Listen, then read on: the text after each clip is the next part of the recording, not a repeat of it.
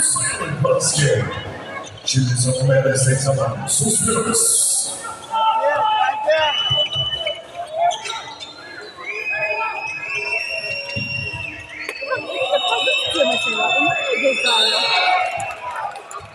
Nerede Bilal'in reaktif sporculuğu devam ediyor.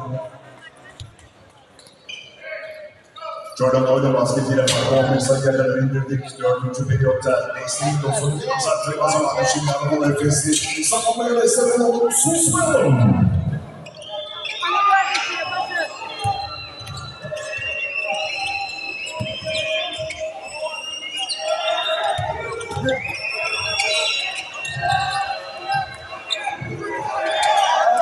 Boş yerdi ya.